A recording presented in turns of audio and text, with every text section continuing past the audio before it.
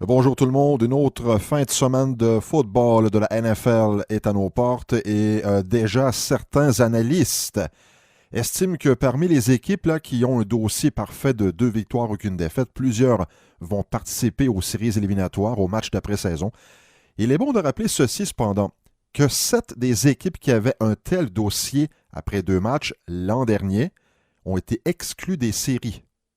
5 sur 7. Alors, qu'est-ce que ce troisième week-end nous réserve? Comment, par exemple, vont réagir les Steelers et les Saints sans Ben Roethlisberger et Drew Brees? Les Chiefs passeront-ils avec succès un premier véritable test? Allons-y, si vous le voulez bien, avec cette analyse du week-end à venir. Week-end numéro 3 dans la NFL. Alors, sur papier, le match Jets-Patriots, on pourrait s'attendre à un match à sens unique. Dans les faits, on pourrait avoir le même résultat. Aucune équipe n'a accordé moins de points que les Patriots après 2 rencontres. Et si la tangente se poursuit, eh bien, Bill Belichick et les siens vont sortir gagnants de ce match. Je pense que ça ne surprendra personne. Les Patriots sont largement favoris pour remporter un troisième match consécutif. Bengals, Bills, Buffalo portera sa fiche à 3-0 et l'équipe est 6e au niveau des verges accordées, mais devra aussi compter sur Josh Allen. Les Bengals subiront un troisième revers de suite, eux qui sont 31e pour la moyenne des verges accordées par jeu. Dolphins, Cowboys, est-ce que Dak Prescott poursuivra son excellent début de saison? Absolument. Il faut noter que les Cowboys affronteront probablement la pire équipe de la Ligue. Les Dolphins ont la pire défensive du circuit, alors que Dallas, la seconde attaque. Le résultat du match pourrait être même très laid. Broncos, Packers, les Broncos pourraient-ils remporter un premier match cette saison? S'ils veulent réussir, eh bien Joe Flacco devra en donner un peu plus là. Dans le camp des Packers, on devra être alerte du début à la fin et éviter de sombrer dans un coma profond comme on l'a fait la semaine dernière en deuxième demi. Les Broncos, selon moi, vont surprendre les locaux. Falcons, Colts.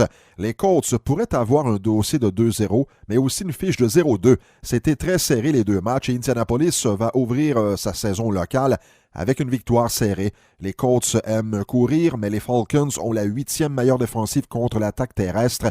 Ils ont aussi la meilleure défensive contre le jeu aérien. Les Colts devront surveiller de près Julio Jones, mais victoire selon moi des Colts. Ravens, Chiefs. Dans ce qui sera probablement l'un des affrontements par excellence de ce troisième dimanche du calendrier régulier, l'une des deux équipes devra céder. Je m'explique. La défensive de Baltimore a limité ses adversaires à seulement 101 jeux en attaque, alors que Kansas City a mené 128 jeux en offensive. De plus, Baltimore n'a concédé que 5 premiers jeux en 2 matchs et Kansas City présente la pire défensive de la Ligue contre la course.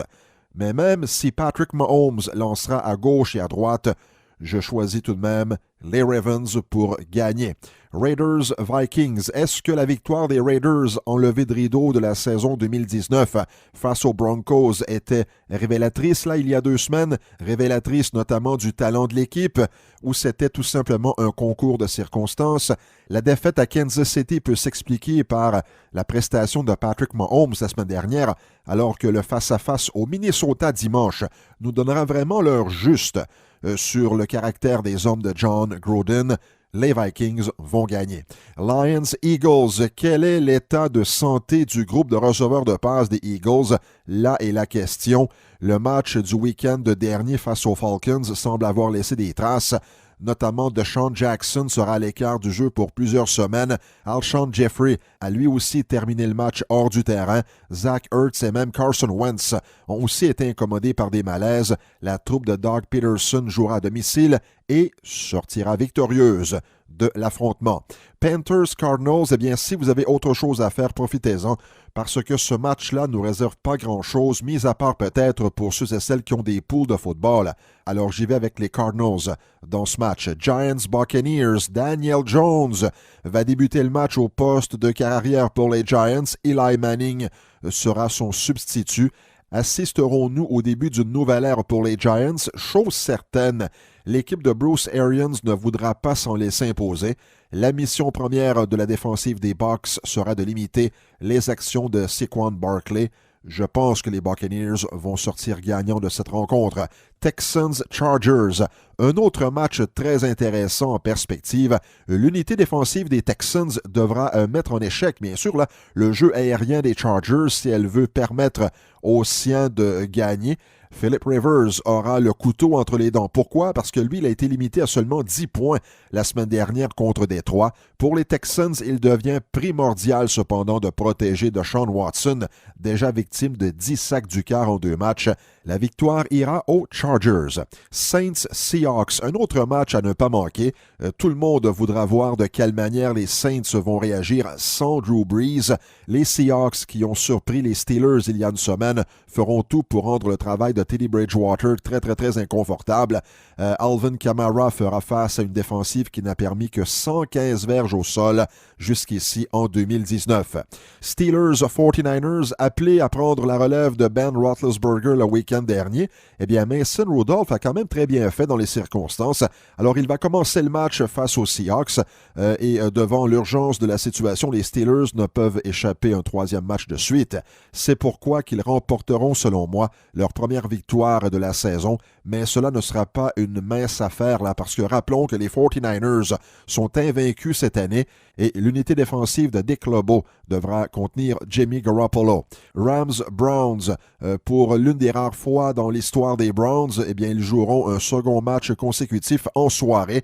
Baker Mayfield, complètement muselé par les Titans il y a 2 semaines, voudra bâtir sur le momentum de cette victoire contre les Jets il y a quelques jours. Et en ce qui concerne les Rams, l'équipe ne présente aucun effet secondaire de cette défaite au Super Bowl 53. Les Rams ont l'une des meilleures attaques au sol de la Ligue et peuvent se tourner bien sûr vers Aaron Donald en défensive pour contrôler la ligne de mêlée. Les Rams vont l'emporter. Et lundi soir au Monday Night Football, Bears-Redskins s'affronteront à Washington. Va-t-on voir les Bears dominer la ligne de mêlée et le match par le fait même? Mais Case Keenum a déjà plus de 600 verges de gains aériens à sa fiche personnelle. Il est en 10e place à ce chapitre. En comparaison, Mitch Trubisky est 28e. Et avec un bon soutien de sa défensive, les Redskins seront en mesure de vaincre leurs rivaux. Donc, je vous souhaite un excellent week-end de football. J'attends vos commentaires et on se retrouve mardi prochain avec les résultats.